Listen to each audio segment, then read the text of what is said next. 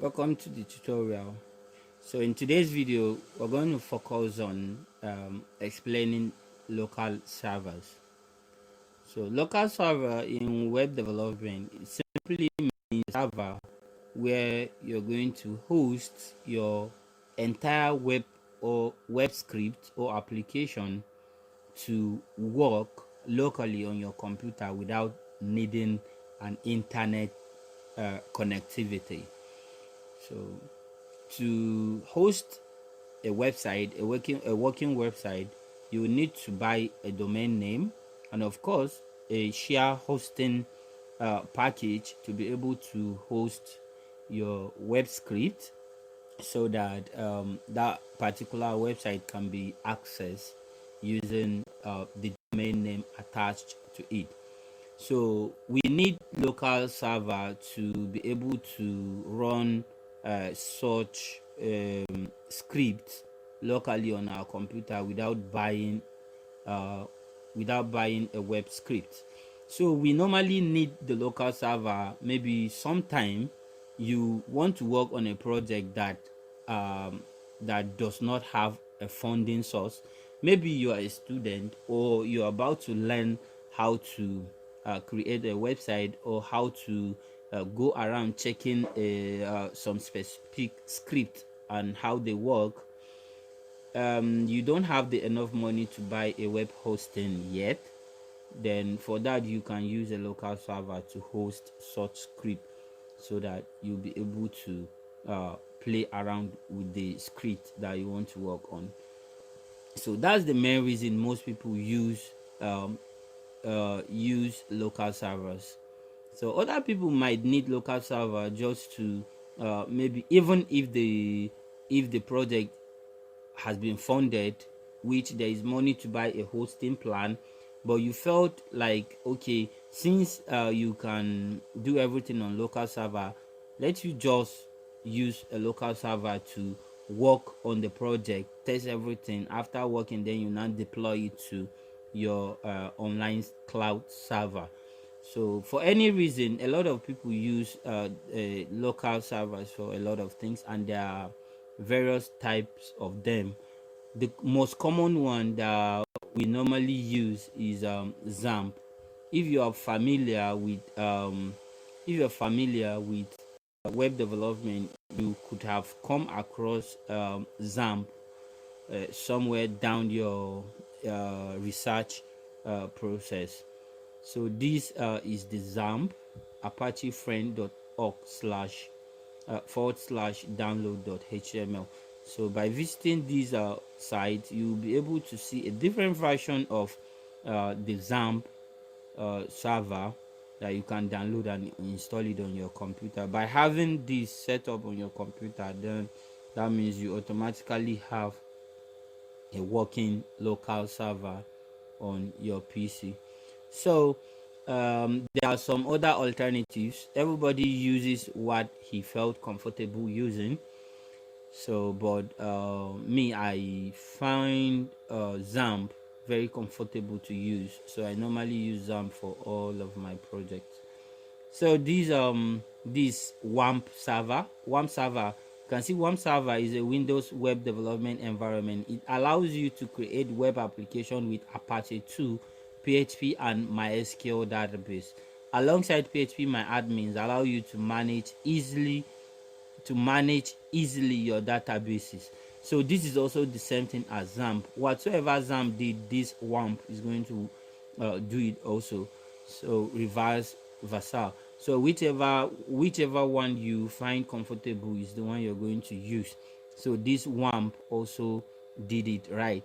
It's going to give you access to, it has PHP embedded in it. It has MySQL, uses MySQL database, and then it has PHP MyAdmin, whereby you can access the PHP MyAdmin to manage all your database, to see your databases and do a lot of things through there. And there is AMPS. So AMPS is a WAMP and map stack from a software clause with Apache, MySQL, MongoDB, latest version of PHP, and software clause auto installer on desktop and offline servers.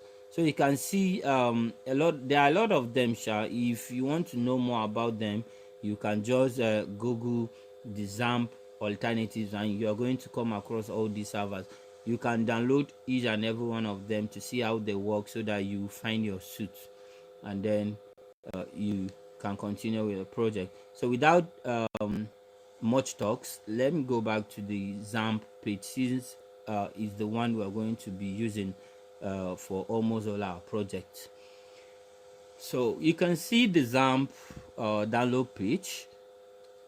On the download page, this section is for Windows.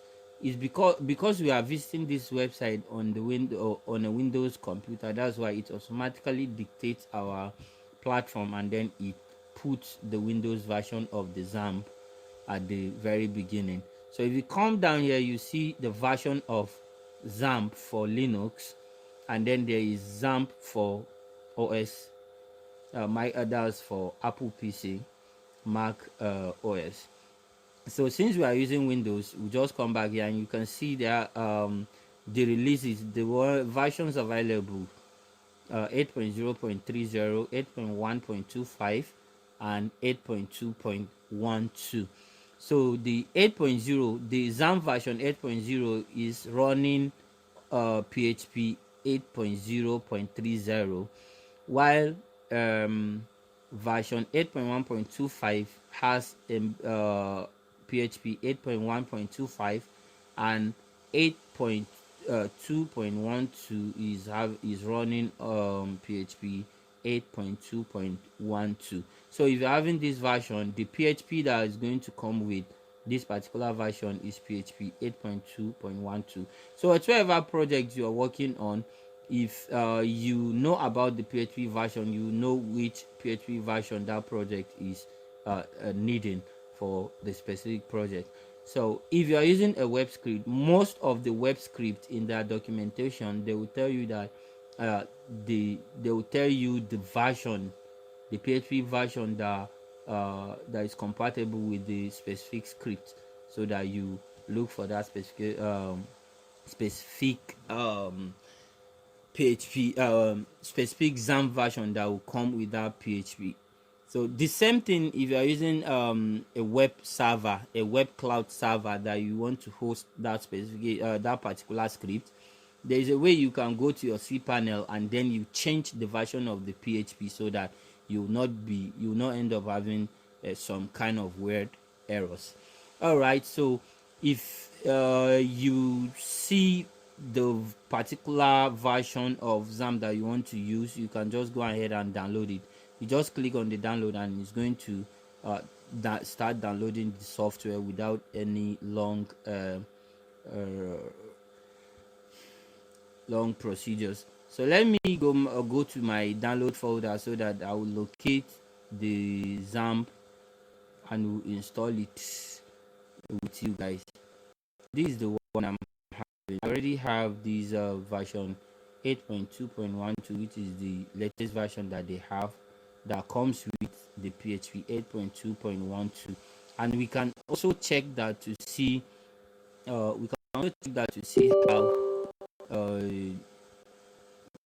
how to confirm the PHP version. Let's assume you later modified the PHP version, because the PHP files can be modified. The PHP file can be changed. Let's assume there is a particular project that keeps giving you error on PHP 8.2, and that script requires PHP 8.0 to work perfectly. That means you have to replace the PHP folder with PHP version 8.0.3 without reinstalling the entire Xampp. There is a way you can do that. So in case you want to confirm the PHP version, there is a way you can do that also. So let's proceed with the installation. This is just a general. All right, so you can see our Xampp is attempting to install on our drive C, and then a Xampp folder. So I had a folder inside. I had a folder called Xampp already, so I've renamed it to Xampp Old. So immediately I install this, it's going to create a new folder of Xampp. All right, so select your language and then next it will start installing. So it's going to, so you can see the new folder. This is where our new Xampp is going to be. So let's wait for the installation. So during this installation, you're going to have some pops that's going to request you to allow um, some connectivity. So just go ahead and do that so that everything is going to work perfectly. So right now I'm going to skip till the installation complete so that we'll proceed with the next thing. Right now, the installation is done, as you can see, completing the Xampp setup wizard. Setup has finished installing Xampp on your computer. Do you want to start the control panel? So after installation, you're going to have a final page like this. So you can see there is a checkbox here that says, do you want to start the control panel now? That is after clicking on finish. Do you want the Xampp to open up? You say you leave it on, you leave it ticked, and then you click on finished. Then it's going to run your Xampp application like this. So this is how the Xampp application looks like, and you can see, let me just, there are a lot of options here, but what we need to focus on right here is just the Apache and MySQL, because Apache is what is going to help us host our web script, and then MySQL is the database server, is the one that will help us to uh, connect to our PHP admin to be able to manage all the databases we need for most of our projects. So, and you can see the module. These are the module. We have Apache, MySQL, FileZilla, Mercury, and Tomcat.